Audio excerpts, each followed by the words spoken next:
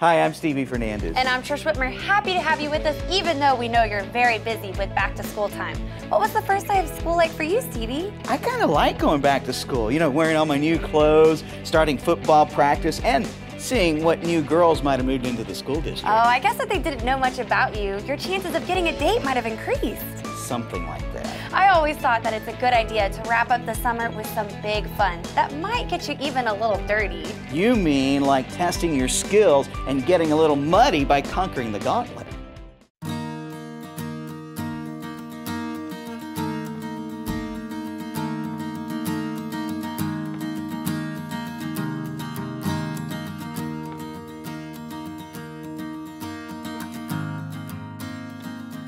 Our mantra is kind of more mud, more obstacles, more than just a race, because there's a lot more, it's a full event we put on. So you're gonna have 8 or 9 huge, massive mud pits, and I'd say the one person that shouldn't come out is someone that wants to stay clean, because you're not going to. If you come out, you're gonna get really dirty.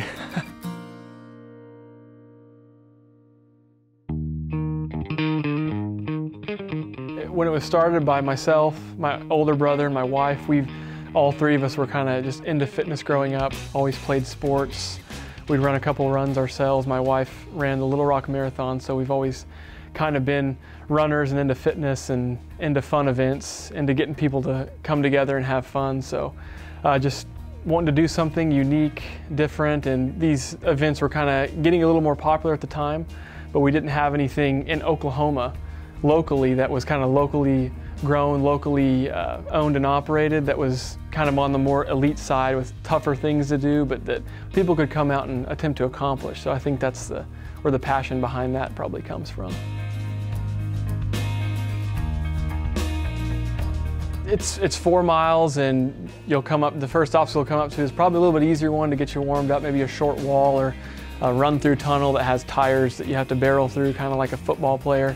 Then you'll hit some mud pits, and the obstacles will get progressively more difficult. One of our signature obstacles is called Walls of Fury. It's 5 walls in a row consecutively. They're 8.5 feet high, and it's really a backbreaker. I ran the Kansas City race the day before it, just after we had finished it, and it probably took me 2 minutes to get through all 5 of those, because it's tough. It's always at the end, so you're already worn out, and you got to really push through it and kind of have trained for it usually to get over all 5.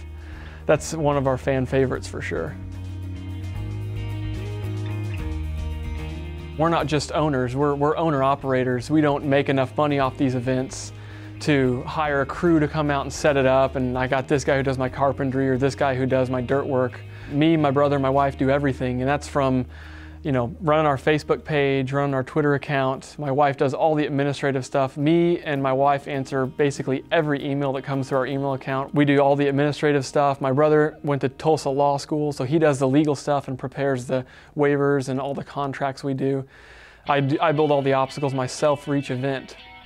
So between the 3 of us, it takes about 15 days to set one event up, and it's just the 3 of us that do everything. We've got a semi-trailer that we have pulled around with all of our stuff in it, and we go and set up our event. It takes about 15 days to set that up, and 3 or 4 to take it down. And family usually comes out and volunteers at the events, and I've had a friend here or there come out and help do some carpentry, but basically the 3 of us knock it all out. So it's a lot of manual labor, but we love it.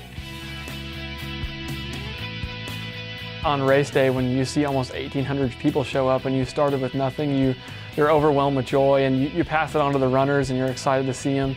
You feel a lot of pride. I think mainly you feel a lot of gratitude, because you know that not everyone gets that blessing. Some people, go out of business, so that's kind of twofold. You could go out of business any second, so you really don't want to sleep. You want to stay up and work harder and keep working, and how can we improve, and stay in the kind of war room and research and see how we can improve. But also, I think the biggest feeling that we all 3 feel is just overwhelmingly blessed, and just don't deserve it at all. But God's blessed us, so we're going to just keep working hard and smiling about that.